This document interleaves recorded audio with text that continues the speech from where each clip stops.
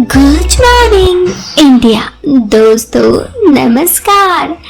दोस्तों आज की मेरी ये कहानी किसी की जिंदगी की एक सच्ची दास्तान है। तो इससे पहले कि मैं आपको ये कहानी सुनाऊं, एक खास बात ध्यान देना। इस कहानी को सुनते वक्त आप ईयरफोन या फिर हेडफोन का उपयोग करना। इससे इस कहानी की ऑडियो क्वालिटी आपको पसंद आएगी जब आपके कानों तक पहुंचेगी। चलिए दोस्तों अब शुरू करते हैं आज की हमारी इस कहानी को। मुझे उम्मीद है कि आपको ये कहानी पसंद आने पर आप इस वीडियो को लाइक साथ चैनल को सब्सक्राइब भी करोगे। चलो अब इस कहानी को शुरू करते हैं। ये इस कहानी जीत की है। जीत कहता है, मैं दिल्ली एनसीआर का रहने वाला हूँ। मेरी उम्र 28 साल है और हाइट 5 फीट 7 इंच। और मैंने आज तक बहुत सी लड़कियां पटाई हैं। और आज मैं आपको एक वास्तविक कहानी अपनी ज़िंदगी के बताने जा रही हूँ, जो कि रावड़ी में रहने वाली एक संगीता, बदला हुआ नाम है, और मेरी रियल लाइफ स्टोरी है। संगीता एक स्कूल में इंग्लिश की टीचर और बहुत ही खूबसूरत देखने वाली थी, जिसे देखकर मतलब कोई भी पागल हो सकता है। बात उस समय की है जब मेरी पुरानी गर्लफ्रेंड से ब्रेकअप हो गया। मैंने एक नई लड़की की तलाश में था, क्योंकि मुझे गर्लफ्रेंड तो रखनी थी।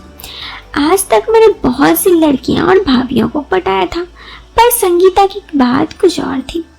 मेरे दोस्त ने बताया कि एक सोशल साइट पर उसे एक गर्लफ्रेंड मिली, तो मैंने भी उस ऐप को डाउनलोड कर लिया। कुछ दिन बाद मेरी बात संगीता से हुई।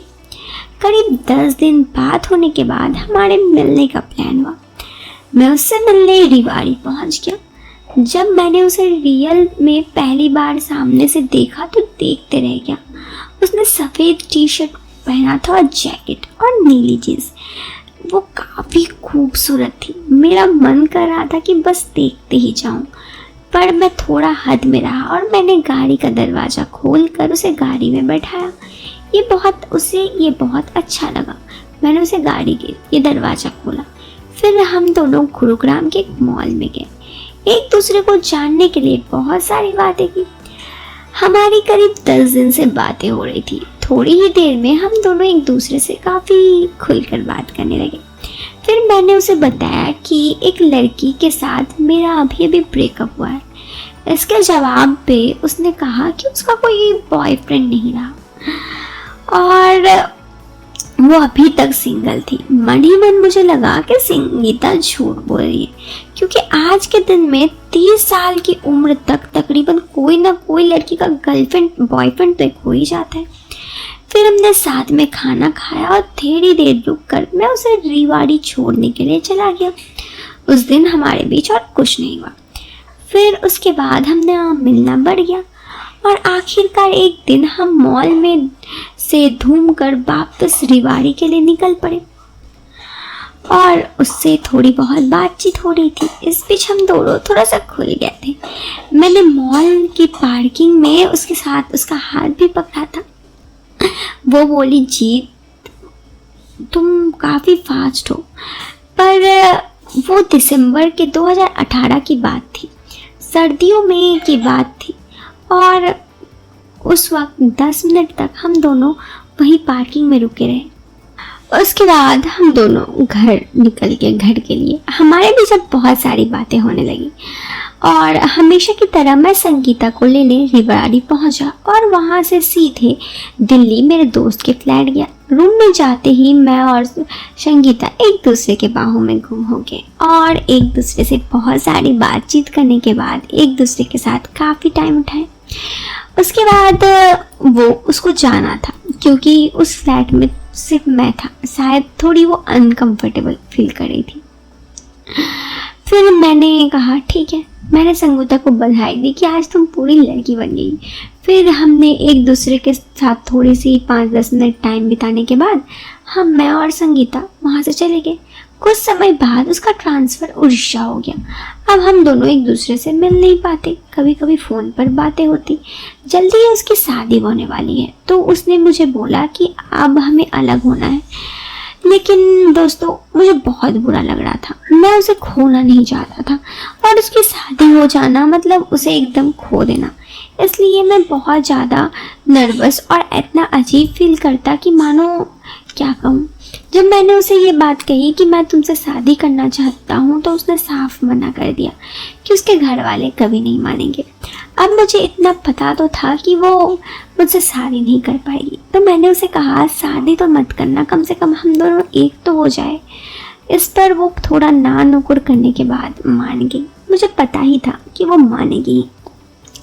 कुछ देर बाद हम दोनों फिर अपने दोस्त के फ्लैट में गए। इस बार हम दोनों वहाँ पे काफ़ी क्वालिटी टाइम स्पेंड किए और फिर दोबारा ना मिलने का वादा करके मैं वहाँ से निकल गया। मुझे उसकी बहुत याद आती क्योंकि मैं उसे प्यार करता, लेकिन उसकी शादी होने वाली थी। मैं नहीं चाहता उसकी शादीशुदा ज़िंदगी में कुछ खराबी हो, इसलिए मैं अब उसे कुछ नहीं कहता। ऐसे ही काफ़ी समय बीत गया और कई साल बीत गए। कई साल बाद एक दिन उसने अचानक मुझे कॉल किया। उसका वही नंबर था। उसका नंबर देख के मैंने तुरंत फ़ोन रिसीव किया और कहा, हाय, अचानक आज बहुत दिनों बाद याद आई तुम। इस पर उसने कहा कि हाँ, उसके पति काम के सिलसिले में शहर से बाहर गए हुए हैं। ऐसे में कई महीने बीत चुके हैं और उसे मेरी काफ़ी याद आ रही थी। मुझे तो जैसे विश्वास ही नहीं हो रहा था, मेरी प्यार मुझे आज वापस मिल रही थी। कई साल बीत चुके थे, लेकिन शायद वो किसी और की प्यार थी, संगीता। खैर, मैंने उसे मिलने का फ़ैसला किया। मैं दोबारा उससे मिलने उसके शहर गया। इस बार जब हम मिले तो वो बिल्कुल बदल चुकी थी। जहाँ पर वो जीन्स टॉप पहनने वाली थी, वो आज कुर्ती पहने हुई थी। काफ़ी खूबसूरत लग रही थी। मैंने उसे कहा, वाह यार, तुम तो काफ़ी बदल गई हो। उसने कहा, हाँ, बस वक्त सब चीज़ बदल देता है। लेकिन उसने कहा, पर सच कहूँ, आज भी एक ऐसा दिन नहीं है जब मुझे तुम्हारी याद नहीं आई। सच कहूँ तो मैं तुम्हें बहुत प्यार करती हूँ। दोस्तों, प्यार तो मैं भी उसे करता था, लेकिन अब कई साल बीत चुके थे। मेरी शादी तो नहीं हुई थी। इस वक्त उसने मुझे कहा कि चलो हम लोग कुछ देर समय बिताते हैं। फिर हम दोनों एक मॉल पे गए। वहाँ पे फिर कुछ देर बिताने के बाद हम एक रेस्टोरेंट पे जाके बैठे। शायद वो मेरे साथ एक कमरे पे जाके रुकना चाहती थी। उसने कहा, चलो होटल चलते हैं, लेकिन मुझे लग रहा था कि मुझे नहीं चलना चाहिए, क्योंकि जब वो मेरी गर्लफ्रेंड थी तो बात अलग थी। आज वो किसी और की पत्नी थी और उसे धोखा देना मुझे सही नहीं लग रहा था। मैंने उसे कहा तो वो जिद करने लगी। मैंने उसे समझाया और कहा कि नहीं, अब नहीं। जिस दिन वक्त था मुझसे शादी करने का, उस दिन तो तुमने नहीं किया, अब वक्त नहीं है। दोस्तों, मुझे बहुत मन था उससे मिलने का, लेकिन मैं उससे नहीं मिला और उस दौरान मैंने फाइनली अपनी लव स्टोरी ख़त्म कर दी। ऐसा नहीं है कि आज भी मुझे संगीता की याद नहीं आती है। मुझे संगीता कभी कभी फ़ोन भी करती है, उससे बातचीत तो होती है, लेकिन अब मैं उससे मिलना नहीं चाहता, क्योंकि आप समझ रहे हैं मिलना क्या है। और अगर उससे मिलता हूँ तो फिर वही बात है ना, किसी को धोखा देना। कल को मेरे फैमिली में मेरी शादी होने के बाद भी मेरी वाइफ दे सकती है। बस यही सोचकर मैं उससे नहीं मिलता। खैर, ये थी कहानी। आपको क्या लगता है, क्या उसने सही फैसला किया संगीता से नहीं मिलकर? क्या वो फिर से उसे पुराने अपनी एक्स से मिलना चाहिए रंजीत को? आप अपने जवाब कमेंट बॉक्स पर जरूर देना। वीडियो पसंद आए तो आप इस वीडियो को लाइक करने के साथ चैनल को सब्सक्राइब कर सकते हैं। Till then, bye bye, take care, bye bye.